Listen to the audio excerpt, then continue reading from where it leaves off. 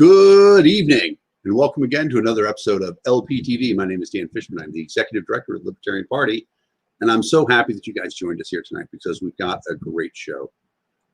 Just under 2 weeks ago, Libertarian Party of Texas had an in-person convention in Big Spring. It was the result of a lot of hard work by a state party that has consistently demonstrated itself to be dedicated to excellence, dedicated to work. And they reaffirmed that at the convention when they elected a remarkable set of officers for their state party. And one of the most remarkable things is that the people who were elected were all women. As far as I know, that hasn't happened. It may have, but in this environment where we also have, a female presidential candidate, in fact, I would say the only presidential candidate running for office who is on the ballot in all 50 states and hasn't been accused of sexual assault. We are seeing a rise of women in the Libertarian Party out of proportion with what we're seeing in the Democrats and the Republicans. And I thought it would be great to bring the new officers of the Libertarian Party of Texas on to talk to them. So without further ado, let me introduce first the chair, Whitney Bilyeu. Hi, Whitney. How's it going? Hi, doing well. Thanks for having me here. Good. Vice Chair, Bekah Congdon. Hey, Bekah, how's it going? Fantastic. Thanks so much. Great. We have Treasurer Kate Prather. Is it Prather or Prather? Prather. Prather. Good. I'm only going to get it wrong 2 more times. It's okay. Don called me Kathleen. All right. Well, you're a Catherine, not a Kate, not a Kathleen. Catherine Kate, yep. All right. Good. And of course, the new secretary, Stephanie Berlin. Hello. So, Stephanie, thank you so much for joining us. So I'm going to start off with Whitney and talk about a little bit of background first.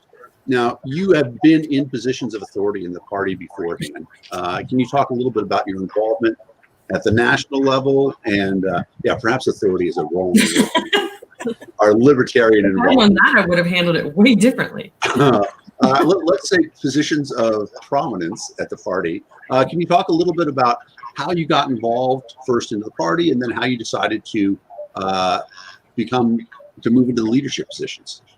Yeah, so I got involved in 2012 when I think I was actually somewhat new to Facebook, and one day I saw a post by Heather Fazio, who was working for LPTexas at the time, and she was trying to recruit candidates for the Libertarian Party.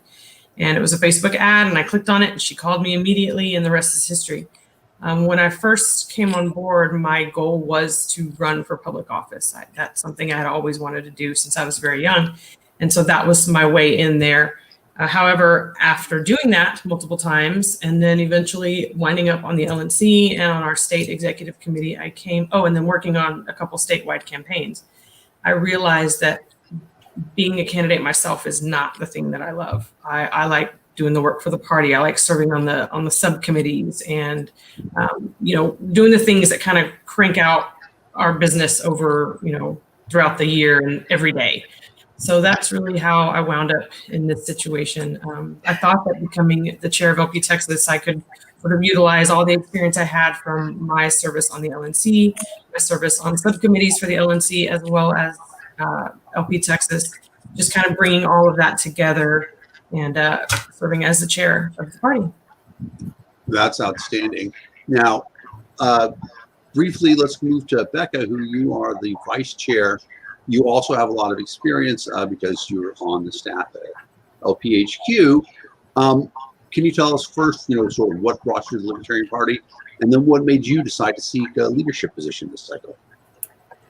Yeah, well, anyone who has been on our libertarian happy hours over the last few months has probably heard a longer version of my story, so I'll keep it a little shorter. But I was pretty politically inclined from about the age of 13 or 14. I found politics very interesting.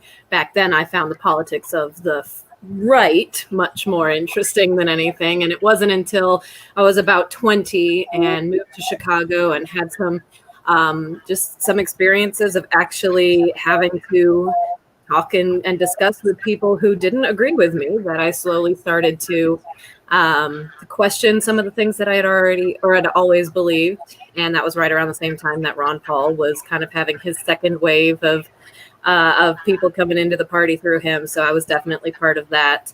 And so then I moved back to Texas. I ended up involved in a smaller county for a short time. And then I moved to San Antonio, which is Bekah County, and pretty quickly stepped into a position as the secretary there, moved into the chair position. And really a lot of my experience working at the county level is what moved me to want to pursue working more at the state level. I think that the county, I mean, like you mentioned, I work for the national party as well now. So I've really done all three levels, and the county level is brutal. It can be a lot of hard work. And so I want to really support our counties, strengthen our down ballot candidates and our local activists. And that's one of my biggest passions for being in the vice chair role now. That's awesome. And for the non-Texans who are watching in, can you explain to them that we're not misspelling Bekah County? It's Bekah. So for all of you outside of Texas, Bekah is spelled Bexar in the San Antonio region. In the San Antonio region. So Kate, you have become treasurer now. You actually were in the treasurer role going into convention as well. So give us the same background, how you came to libertarianism, and then, what possessed you to take over being treasurer midstream? Because I see somebody wanting to do it like, okay, there's going to be a smooth transition, but jumping in right in the middle. Tell me a little bit about that. So I'm going to start with how I came to the party. I started really getting a different kind of education when it came to libertarian philosophy and a few other things. And that started in high school. I did LD debate. Lincoln Douglas debate, and did that all throughout high school. And so that kind of gave me a really good foundation to think differently. And so going through college and the earlier parts, basically all of my 20s, I felt independent, alone. I didn't feel like I had my beliefs belonged anywhere. So I found in 2008, Ron Paul Revolution and everything like that, and was really thrust into the idea. But I didn't know really about the Libertarian Party, though, until really 2016. I had my two young kids. They were 18 months and 3.5 years old. And I figured they were right at the age where I could start getting involved.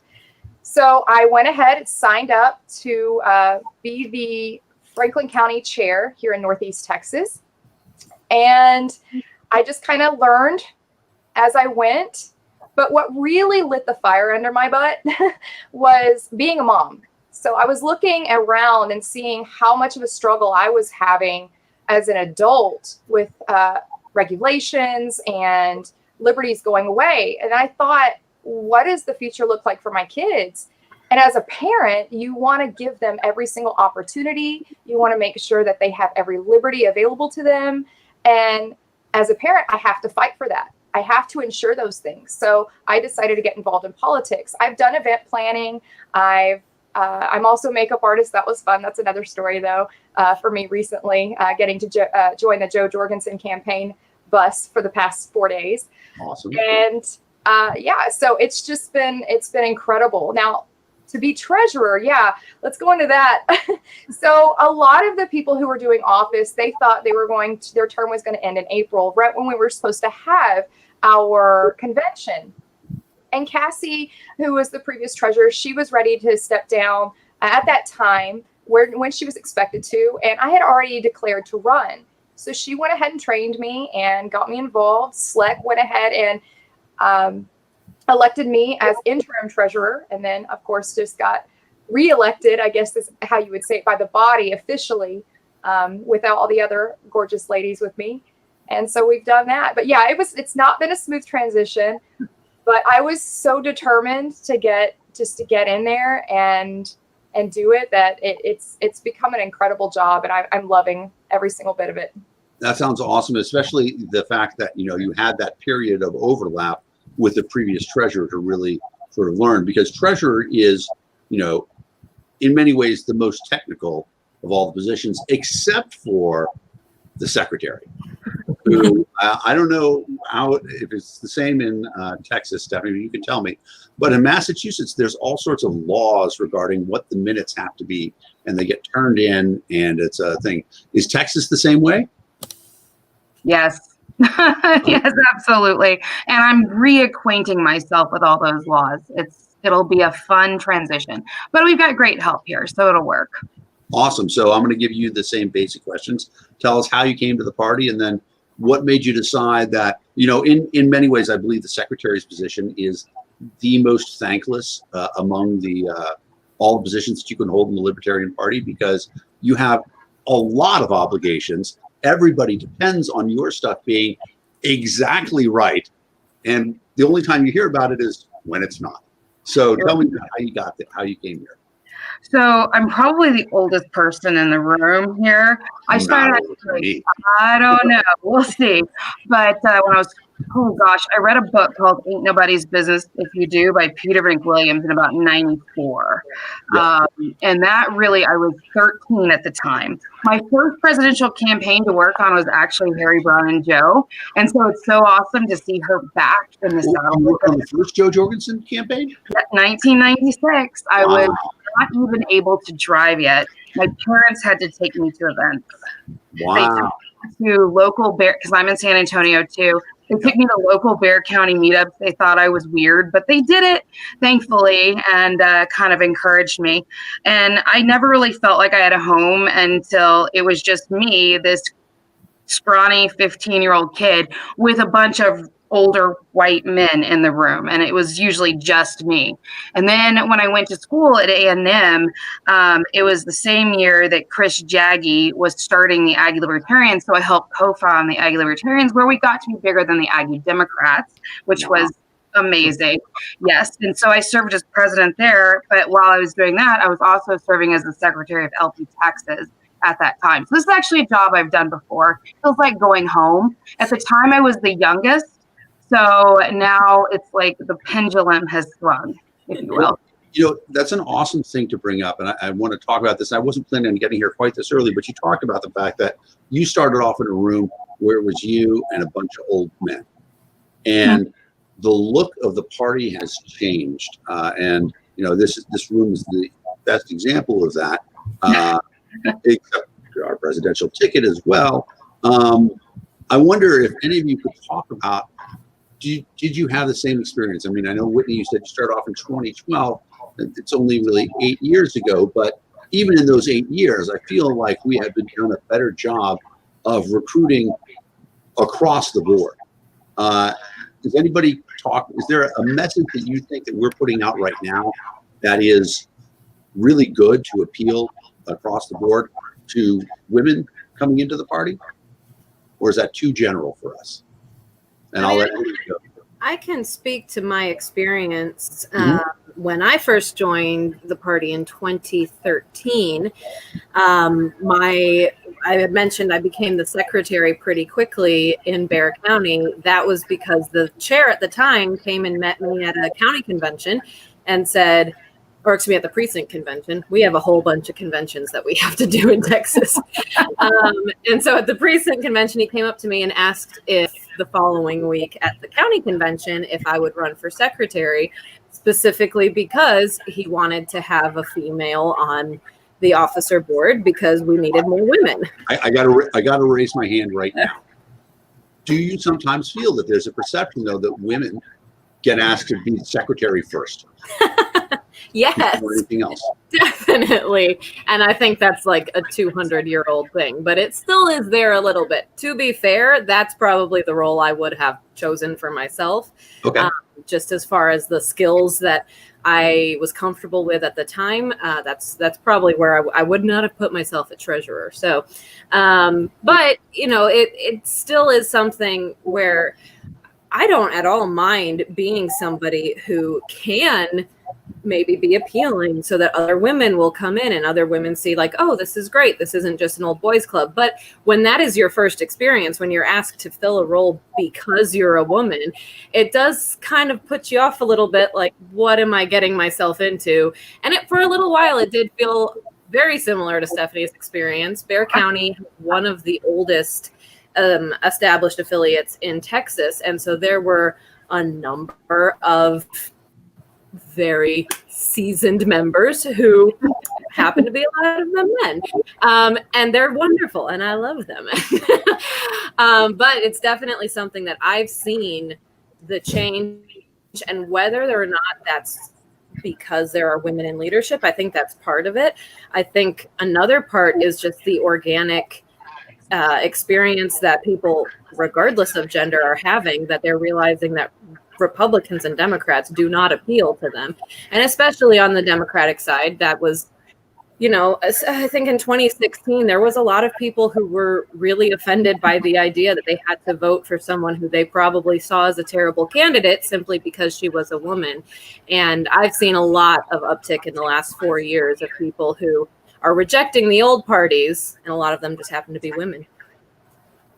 That's an outstanding thing. And so I want to go back to something else that Stephanie talked about, and you alluded to, is that, you know, there is now, to a certain extent, you guys, I mean, broken the glass ceiling, at least in the Libertarian Party, of course, but you're now in the position where you get to help other people come up.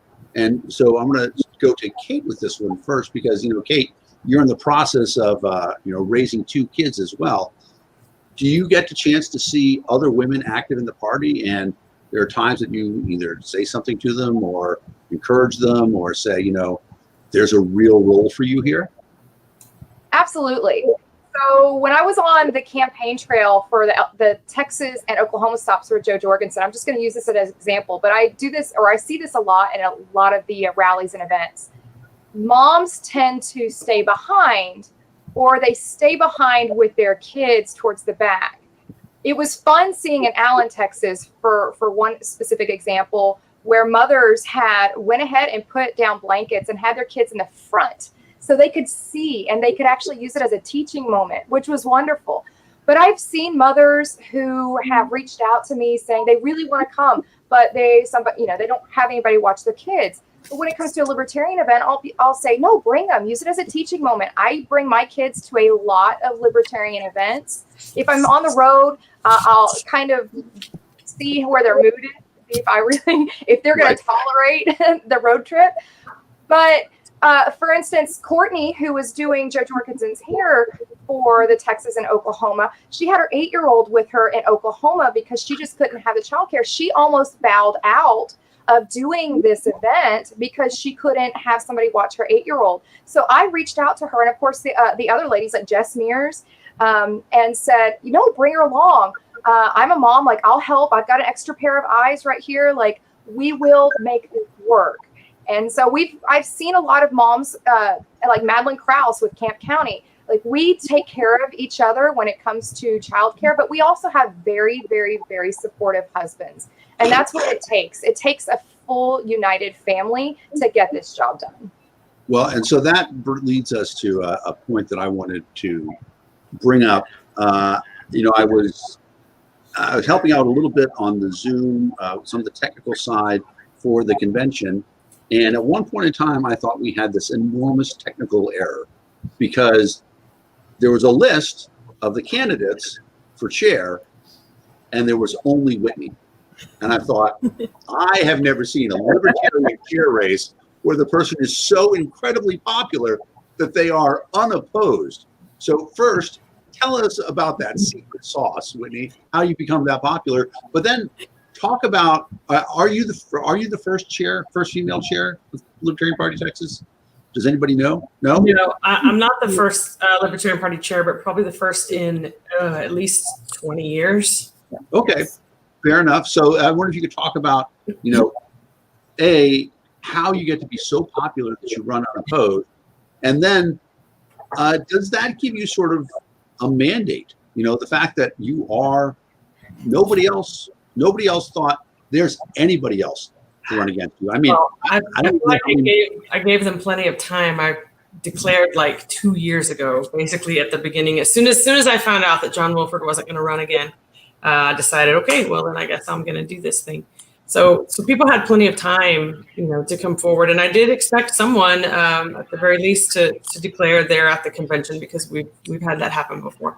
But alas, it did not, and no one objected. Although, well, not verbally at least. I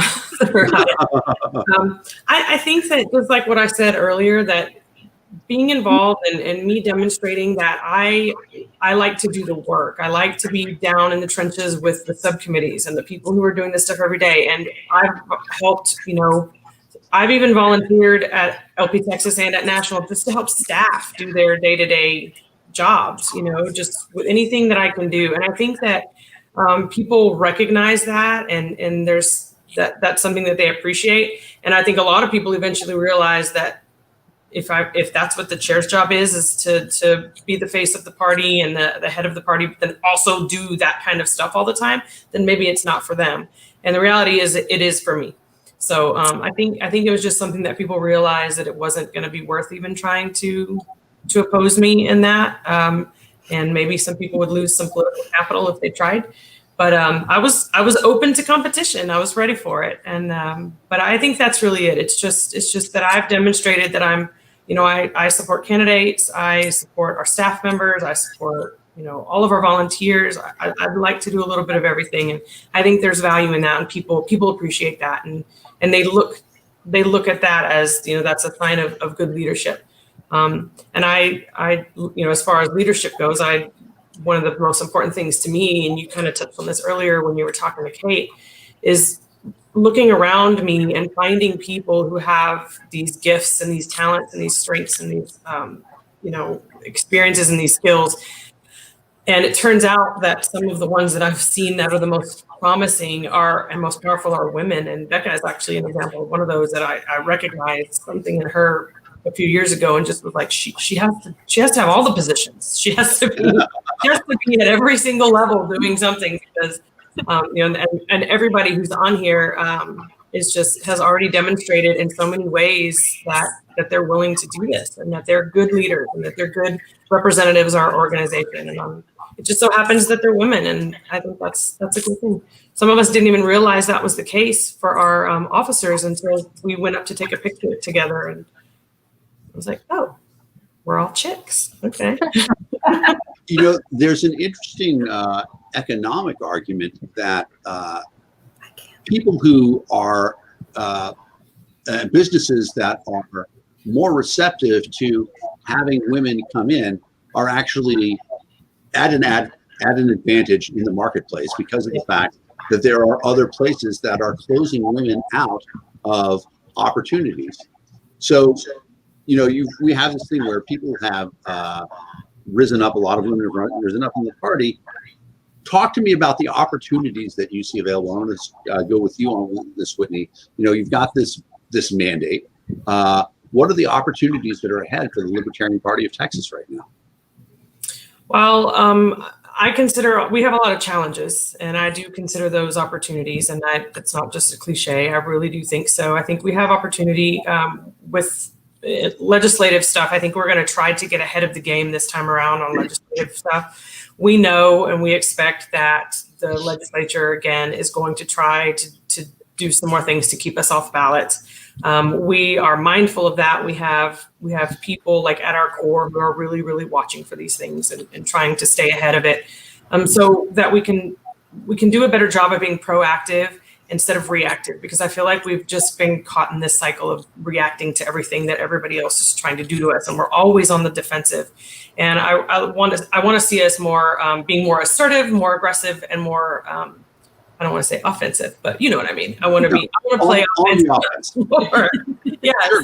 Sure. So those are things, we've got a team here who's really good. Aside from myself, these three ladies are really good at the social media thing. And so that's something that I really hope will open up for us, is finding ways to engage with the general public, and somehow in ways that aren't necessarily political, but then somehow bringing them back to LPTexas, that, oh, you want to learn more about these ladies? Well, here's where you can find them, lptexas.org.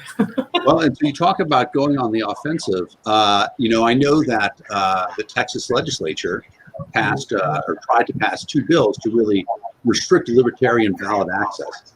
I wonder if you could talk about those. And I know I've gone to Whitney several times in a row, but I'll go to Whitney and then I'll come back around the horn. Whitney, if you could talk about those 2 bills and the effect that they had on the races that are happening right now.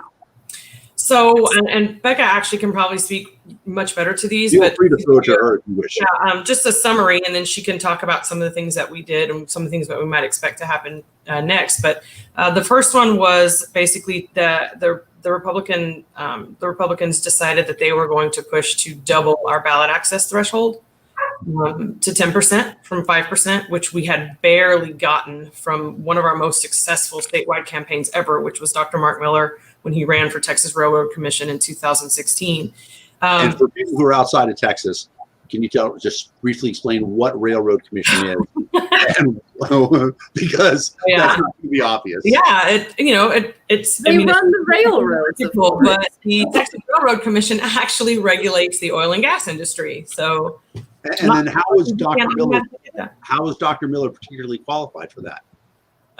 Well, he's had a career in the oil and gas industry and was a petroleum engineer, and he was an educator as well. So this incredibly qualified candidate, I understand, widely endorsed across the state. All 6 major newspapers endorsed him. Mm-hmm. And he got 5%.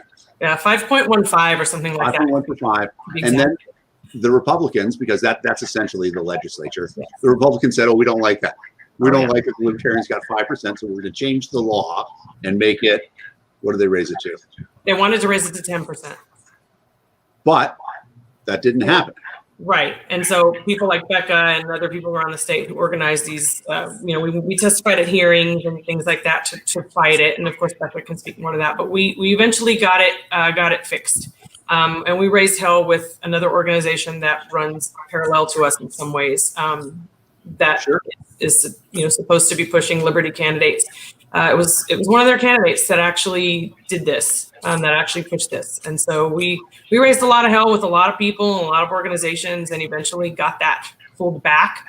But then they pivoted on us and did another one. And Bekah, if you want to talk about that one, then. Yeah, so I'm going to forget the number right off the top of my head. 2504. There you go. You've got the number, 2504. So we had basically just finished celebrating the defeat of the first bill, which did happen in the 11th hour. Mm-hmm. All of us political nerds were live streaming on the Secretary of State website to watch what the hearing that was happening on the floor. And essentially they realized they didn't have the votes anymore after we had testified. We had completely overwhelmed them with phone calls. And so they ended up tabling it indefinitely. So as soon as we thought we might be in the clear, this next one came up. And this one was actually pretty sinister because it, on its face, was really great for third parties because it said, hey, we're actually going to take your threshold to maintain ballot access from 5% down to 2%. And they were even doing it retroactively for the last 10 years. So that put the Green Party back on the ballot in Texas as well. However, the next part of that was that they would be imposing filing fees on all third-party candidates. And the easy third-party candidates? Sorry? Only third-party candidates? No. So that's what the easy way for them to to find people to support this is to say, well, Republicans and Democrats have to pay filing fees, so the third parties should have to as well. However, when Republicans and Democrats in Texas pay their filing fees, they go into a fund called the primary fund because they are primary parties. They elect they nominate their candidates through a primary. And so all of their filing fees go into the primary fund, which will fully reimburse them for any of the expenses related to a primary. And I actually had to go to a seminar at the Secretary of State's, well, at the Capitol somewhere. And and actually hear about all of the things that they get reimbursed for. Everything from office supplies to the rent for their offices, staff payments, mileage to go to these trainings and things. The exact thing that I was at, this training event that I was at, all of the Republicans and Democrats who were there got reimbursed for their travel. The Libertarians who were there did not. And that is what happens with our fees. They don't go into a convention fund. We're convention parties. The Green Party and the Libertarian Party in Texas are convention parties. That's how we choose our candidates. Yeah. They don't go into a convention fund. They just go to the general fund. It's essentially a fine for us to be daring to run against the two parties. So while the primary parties get everything paid for, if they go through what's in the primary fund, they're going to get those reimbursements through tax dollars anyway. We are paying those fees. And on top of that, we're having to fund our conventions entirely ourselves as well. It's fascinating because I wonder, and I know that there's a couple of lawyers in your group who've probably thought about this, but to me, that's straight up 14th Amendment violation. That is not equal protection under the law. Having two sets of rules for different groups of people. I'm excited to let's see y'all clean Greg Abbott's clock on. Well, and one thing that I'll just follow up with that on is that we are involved in actually two different lawsuits right now, one federally and one at the state level. And because of the state lawsuit that we're in, we actually are operating right now under a temporary injunction that has removed those fees.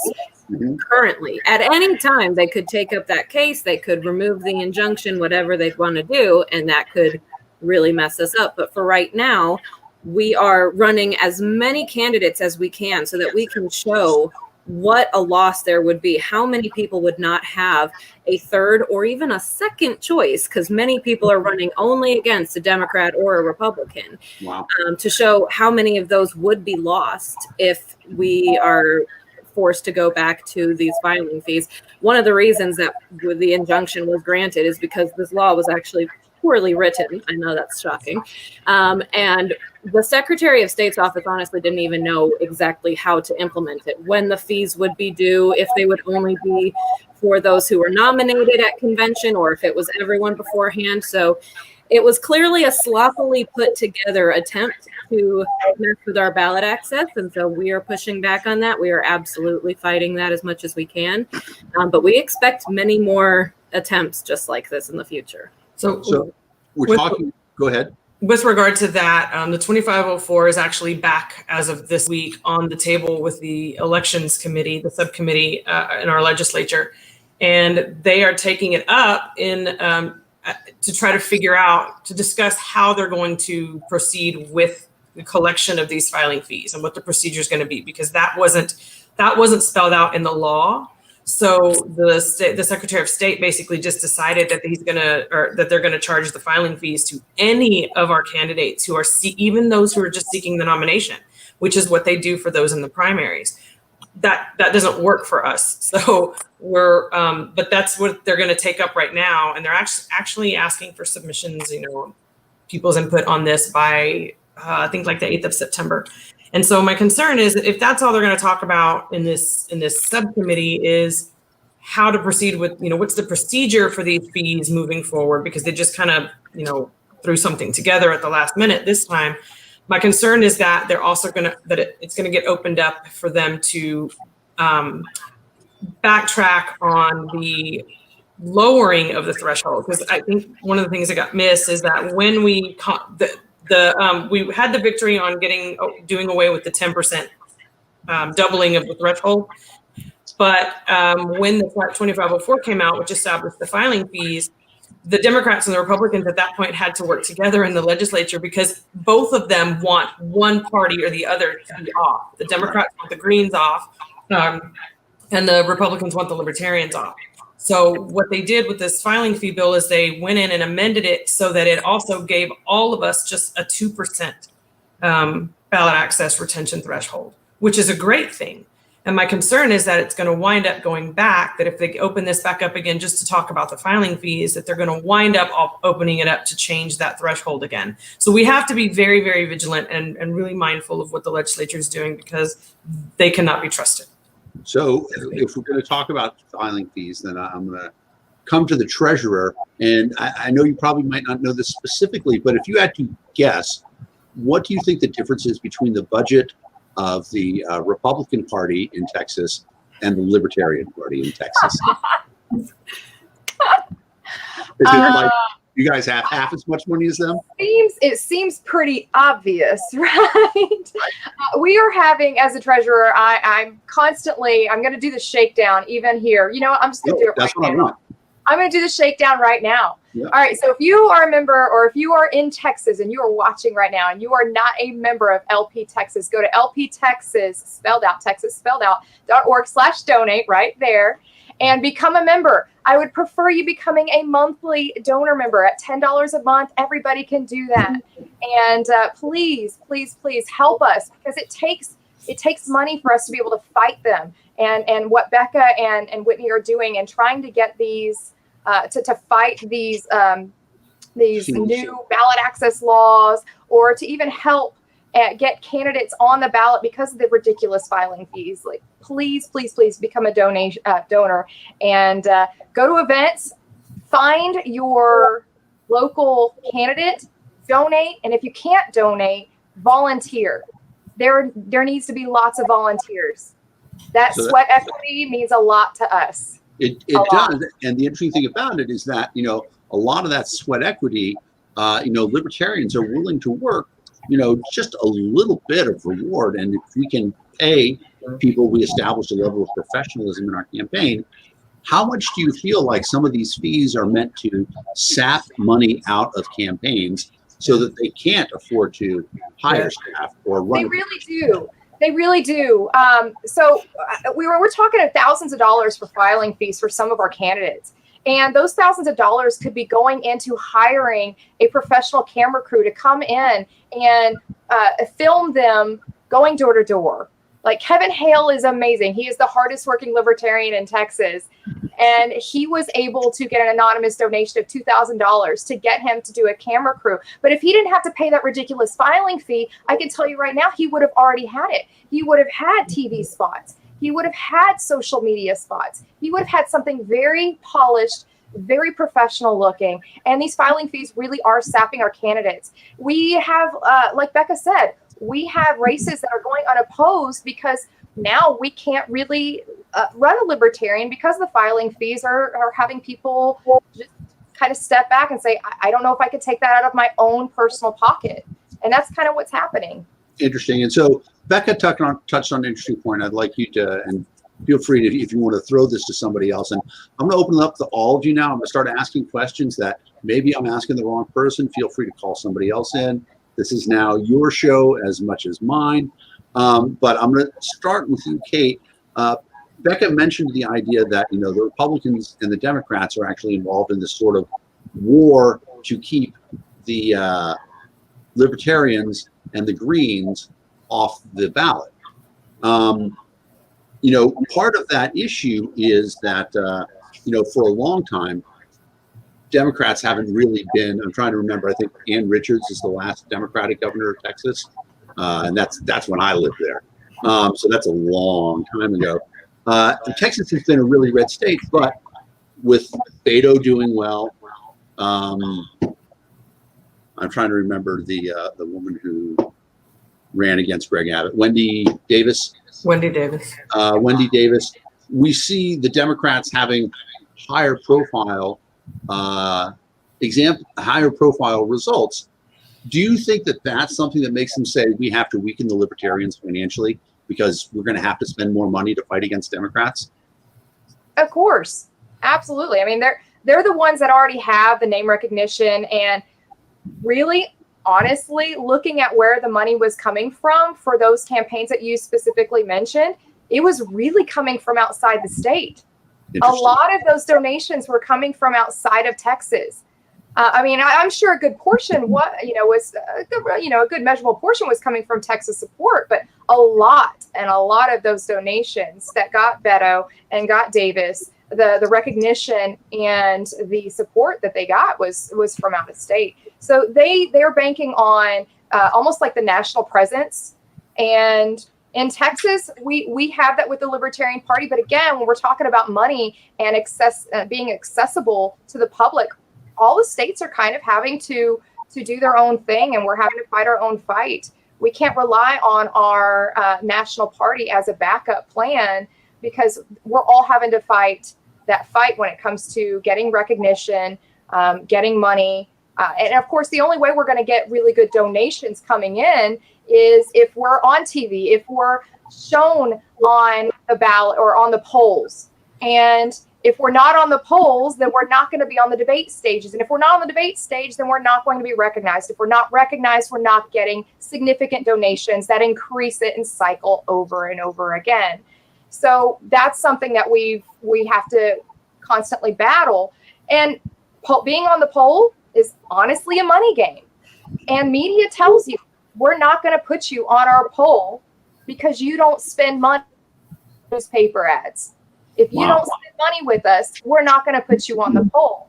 And if you're not on the poll, you're not on the debate stage. And if you're not on the debate stage, you don't get recognized. And we just keep going on this vicious circle. Well, and so that's interesting. And I want to talk about this little banner that's showing up right now, because there actually are ways that you can spend money, obviously donating to candidates, donating to the state party. But if you can become a public advertisement, and I'm sure that, a lot of people have commented on this amazing scarf that you have right now. And in fact, I think I saw some pictures from the bus where a lot of people have these scarves. You made these scarves, right? I did. So on the banner, I have a shop that's called Liberty Couture, and I do specialize in niche couture fashion, which is mainly for libertarians. And I have lots of different dresses. I'm going to go into accessories. These were actually some of my prototypes, and I gifted these to the amazing ladies that are with me right now. And the shop has actually just come up and running. I started this because a lot of people kept asking about my clothes, and of course the masks, taxation theft masks, those are mine. And so it's actually a really fun opportunity for me to tell you this. With my Liberty Couture, yes, you can be a walking billboard for the libertarian message. But every month I take those profits from that store and I turn around and I donate it to a specific Texas candidate. And I change it around every month. And so not only if you shop with my store, do you get some really awesome feminine libertarian swag, but all that money that's profit goes into supporting Texas candidates. That's an amazing thing. People who know me know that my fashion sense is measured in negative numbers, but there's a quote from Isaac Mizrahi that always stuck with me, where he talked about the fact that, Walmart sells shirts now for $5. Why should anybody go out and buy a $100 shirt? And he said, that $100 shirt, you're buying it because you love it. You're going to wear it a lot. You're going to get a lot more usage out of it than you would out of a $5, $10 shirt. And so, these Liberty clothing that people get a chance to buy and promote stuff that's going on, you're going to love that. People are going to wear that a lot. Now, yes. And so let me add on that just for a second. So it's couture. Couture clothing means the client is the one who really kind of gets to design the clothing. So like Christy Mallory, who's running for Congress right now, if she came to me and said, you know what, Kate, I really like your dresses. I want my logo and on a dress, and I want it in this style and shape. Here are my measurements. Can you do it? Yes, I can. I can do it. So we could get scarves. Like I could get national individual candidate scarves for anybody who's running anywhere in the nation. All right. Yep. My brain is working, and actually, so let me push this a little bit more and frame this from an economic stance. If you talk to people, you might remember we had an LPTV show about 5 weeks ago where we had Dr. George Zitizen on, who's a supply chain expert. If you look up right now, people are talking about the supply chain, where it is. and how there is a real concern. Like if you try to get your phone fixed right now, it's probably going to take 2 to 3 weeks because the parts aren't in the stores. They have to get shipped. There's going to be a problem with Christmas shopping. But right now, people could go to the store and buy Christmas presents, and they would be ahead of the rush. So that's my last pitch on that. Somebody's going to need to hire staff. Exactly. But so now I want to come to Stephanie. I want to talk a little bit about, so you claimed you're the oldest person in the room, but you gave away your age when you said that you were 15 when you worked on it. So I'm a lot older than you. Okay, fair enough. Now, have you always been in Texas, Stephanie? Yes, I've lived in all over Texas, Midland, San Antonio, Houston, College Station, Keller, Fort Worth, all over the state. So I also, as a UT graduate, I skipped that whole A&M thing. We're just not going to talk about it right now, even if your Twitter handle is Aggie Recruiter. But yeah, it's okay. We can't all be perfect like us Aggies. I understand. Sure. No, I am familiar with the University of Texas jokes that have originated out of College Station. Some of them are pretty funny. But so for you as a person who has been in the party the longest of the people who are here and seen the transition, that sort of thing, where do you see this going this year? I mean, we've got a female presidential candidate. You've got all women officers. You've got I mean, I have to tell you, when I watched the convention, it was overwhelming to me. Because people are like, oh, we're not sure what's going to happen, anything like that. But the love that was in that room was unbelievable. Absolutely. And I attribute some of that to it being Texas, and Texas is special. I grew up in Texas. I self-identify as a Texan first. But for you, as somebody who's been here and seen the party really transition to this stage, where are we going this year? How does this much love in the party translate into political success going forward? Well, I'll be honest, representation matters. And I saw a lot of people saying, oh, why are we celebrating the fact that we've got women elected? But when there's no one in the room like you, it becomes very difficult to make that leap. It almost shuts the conversation down. And so by having multiple voices from a variety of backgrounds, it allows for people to approach a lot easier. It's not about gender, it's not about race or anything else, because we are all, great members of the party. But it does open up that conversation. And I think that is what's going to make a lot of changes. That accessibility and the comfort level that people will have with being able to approach is huge. Because I can't tell you many times I would approach somebody and say, let's talk about the Libertarian Party. And they'd look behind me and it was a bunch of guys like, I don't feel comfortable. So that, go ahead. I was going to say, so you raise an interesting point in that, when we have these conversations and we say we want to talk about the Libertarian Party, what are some of the issues that you find resonate that you're able to communicate on especially well? Well, for me, I come from a slightly different background. As somebody who is Native, gun rights are hugely important to me. I have, imagery in my head of the government like wholesale slaughtering Native and Indian people. And that is what resonates to me. But if you're here in San Antonio, it's immigration, being able to talk about open borders and the accessibility of freedom to everyone.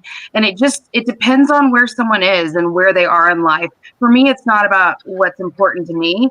I always ask somebody, what's your topic? What do you care about? Let's talk about that from a libertarian perspective. Because they don't care what I care about. They care about what they care about. And that makes sense. And so then let me throw this out to all of you as a body, and feel free to jump in. That question of asking people, what do you care about? Is that something that the Libertarian Party could be doing a better job of? Because I see a lot of times that we say, let me tell you what I care about. Yeah, we want to end the Fed, and there's people who don't know what that means, but we will shout "end the Fed" at them. So exactly, like Ovens O'Brien, who was our gala speaker, she said it best. We need to get away from "don't tread on me" and we need to go to "don't tread on anyone." It really is about the individual, but everybody is an individual. And if those individuals aren't protected, then nobody's protected in society. So I love that message. And Ovens is just, she is a fireball of liberty as well. And we loved having her.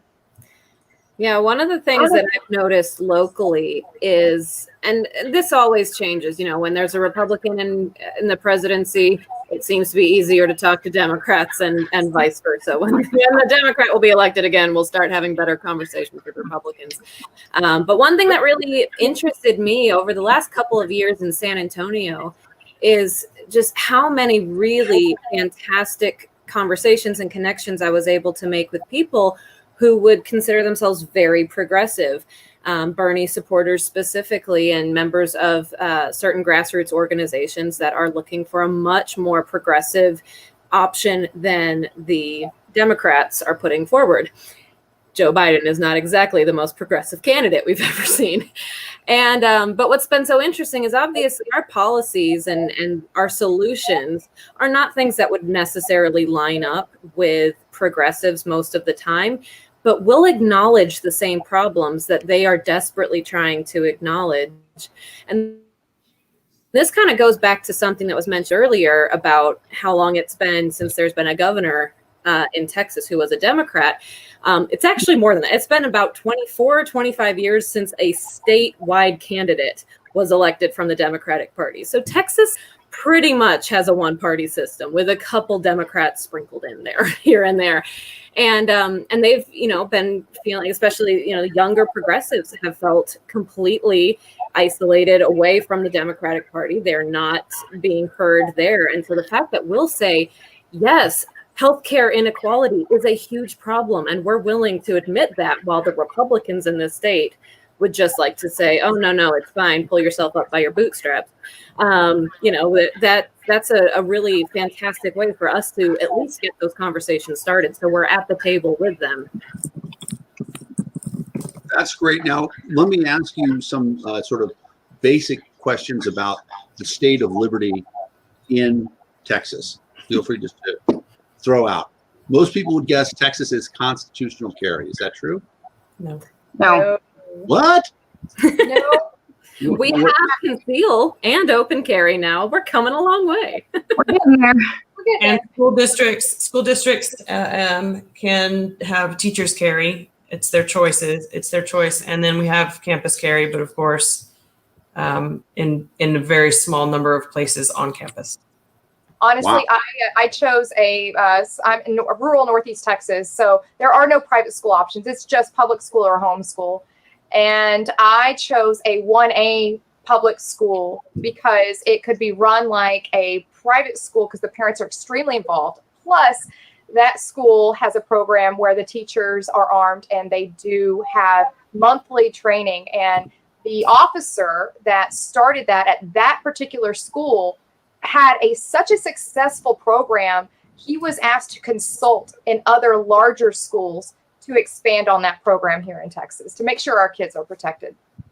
That monthly training thing is a critical thing too, because as you guys know, but the rest of the country might not, there was a shooting in a church in Texas that was stopped by the security detail there, and that security detail trained on a regular basis. So that's an outstanding point. I'm excited to hear there's a school. While we're on it, how many of you ladies carry?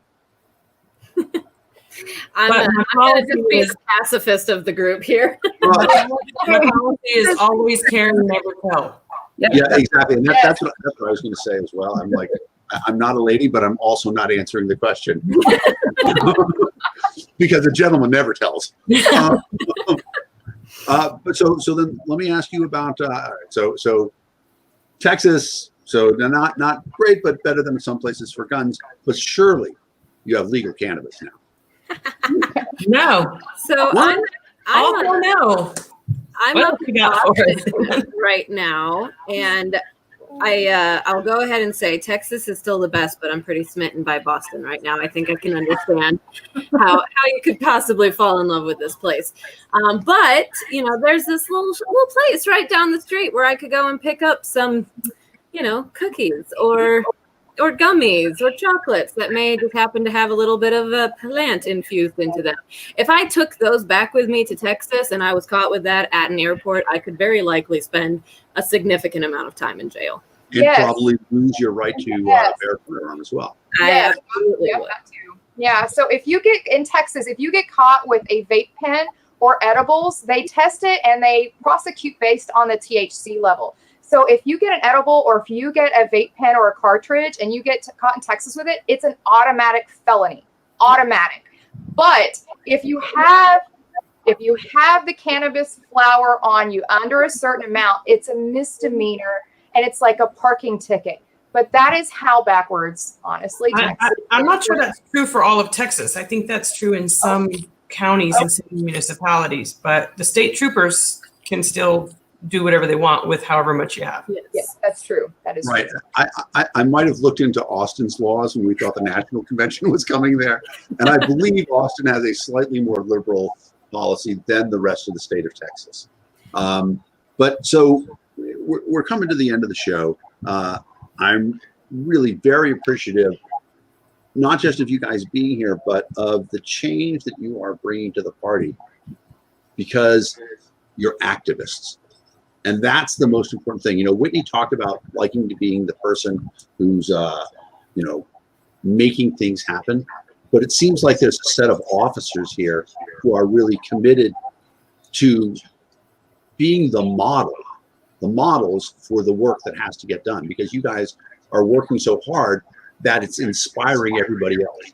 And so can I stop you right there? When we're talking about activism, I actually wanted to bring this up. And I've got a new project coming out, and it's debuted here. It's called the We Are Liberty movement. And you're going to see a lot of this on social media. It's going to come with the #Victory Red social challenge. So it's what it is. It's on August 26th, on the 100th anniversary of the 19th Amendment, final ratification and adoption of that amendment for women to vote. We are going to take a nod to the suffragettes who endured so much pain and so much just difficulties trying to get women to have the voice, over half the population at the time to have a voice.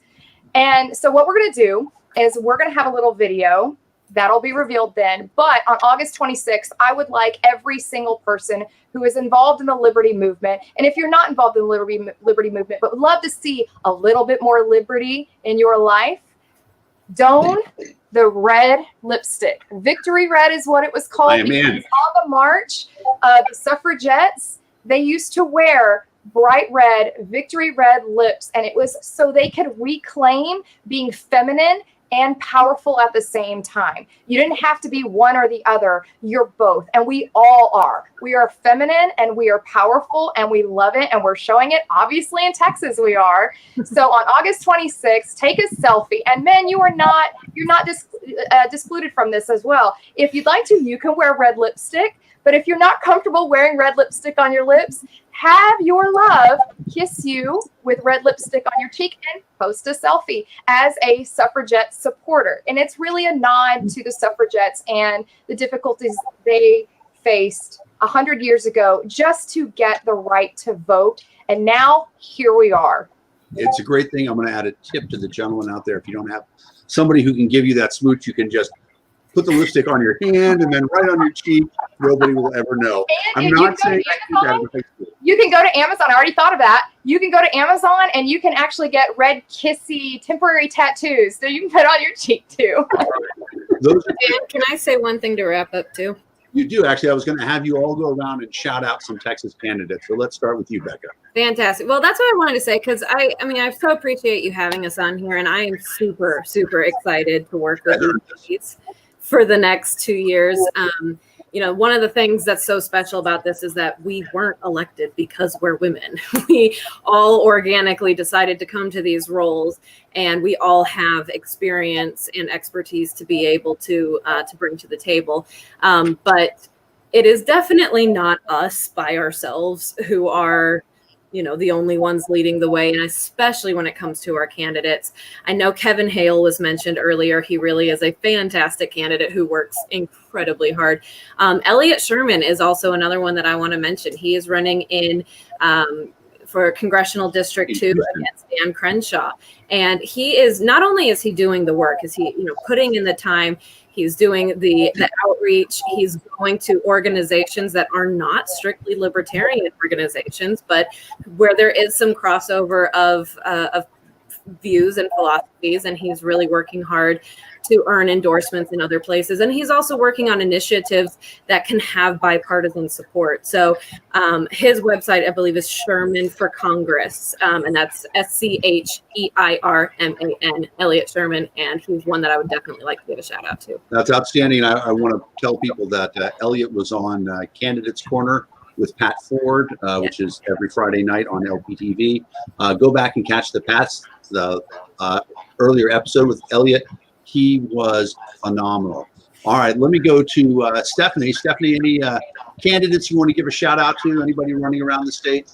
And I know I'm going to have to limit you guys because I don't want you to, somebody lists all 150 of them. And well, Bekah stole my 2 shout outs, but we can't forget Pat Dixon. He's running in Austin. And I think I may be one of the few people to pay the filing fees. I'm actually on the ticket for State Board of Education, place 5. Oh, and the idea of, everybody should be excited. I'm a former school teacher. The idea of a libertarian on the Board of Education is exceptional. And of course, the Texas Board of Education is actually nationally famous, right? Because there's all that talk about, Texas Board of Education determining what school books we can read and stuff like that, which of course goes to the entire problem of a national or even a statewide educational policy. Let me cut over to you, Kate. Any candidates you want to give shouts out to, or just anybody at all? Well, I gave a big shout out to Kevin Hale, but Trey Holcomb, who's running in Tarrant County, and then of course Christy Mallory, who's running, I believe, in Collin County, is amazing. So those are some great candidates to look into and to donate to. All right, outstanding. And then Whitney, couple more. Yeah, I actually am also on the ballot for State Board of Education District 6. I was an educator for 20 years, and it is true that Texas does influence the education nationwide because of the influence they have on textbooks. So publishers tend to develop their textbooks based on what they're going to have to do for Texas first, and then try to adapt it more generically to the rest of the country. So that is true. I also want to go ahead and mention my husband, Paul Bilyeu, is running for House District 135. Again, he is an exceptional candidate. We figured out that's another way that our relationship works great because he loves being a candidate and hates the stuff that I do. And I like the committee stuff, and no, he doesn't want that. So there are lots of others. Obviously, Jose Sosa, I'm not, his race escapes me right now. I don't remember which one it is, but Jose Sosa is another one that's a new fresh candidate for us that's going to do really well. And then, of course, Carrie McKinnon for U.S. Senate. Yeah, statewide race, outstanding. Speaking of open carry. Those are all good things. I had the great pleasure of meeting Carrie when I was down at the convention in 2018.